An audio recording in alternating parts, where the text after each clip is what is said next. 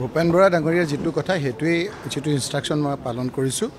কথাটো এনেকুৱা যে হিমন্ত বিশ্ব শৰ্মা ডাঙৰীয়া মুখ্যমন্ত্ৰী থাকালৈকে মই কোনো দলগত কোৱা নাই, মই কোনো কংগ্ৰেছ বিজেপি কোৱা নাই। মই সকলোকে আহ্বান জনাইছোঁ, এটা জ্বলন্ত সমস্যা 6 জনগোষ্ঠী আমাৰ যিখিনি ট্ৰাইবেল বিচাৰিছে, জনজাতি বিচাৰিছে, সহজ ভাষাত কৈছোঁ জনজাতিকৰণ কৰক, আপোনালোকে চৰকাৰ থাকক। আৰু তেতিয়া এটা হ'ব যে জ্বলন্ত সমস্যা এটা এইটোৱে সমাধান হ'ব যে 51% আমাৰ ইয়াত তেতিয়া ট্ৰাইবেল হ'ব। আৰু যেতিয়া ট্ৰাইবেল হ'ব, জনজাতি হ'ব, যি দলৰে চৰকাৰ নহওক কিয় জনজাতি এজনক মুখ্যমন্ত্ৰী হোৱাটো খাটাং। আৰু সেইটো মুখ্যমন্ত্ৰী হিমন্ত বিশ্ব শৰ্মা কথাটো বুজি পাইছে আৰু কেতিয়াও হ'ব নিদিয়ে।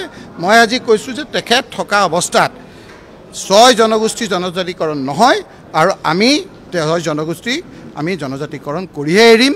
আৰু আমি 6 জনগোষ্ঠীৰ যিখিনি মূল কথা তেওঁলোকৰ ট্ৰাইবেলসকলক আমাৰ যিটো মুখ্যমন্ত্ৰীৰ দায়িত্ব দিয়া কথাটোত সেইটো আমি কৰিহে এৰিম। তেওঁলোকেহে মুখ্যমন্ত্ৰী ট্ৰাইবেলৰ পৰা আঁতৰাই দিছে, ৰাইজে দিছিলে, আমাৰ বিৰুদ্ধে দিছিলে, কিন্তু তেওঁহে আঁতৰাই দিছে চলচাটো। এতিয়া তেওঁ সহ্য কৰিব পৰা নাই, ৰাইজে সেইটো অসহ্য হৈ গৈছে। এই 26তে তাৰ উত্তৰ পাব।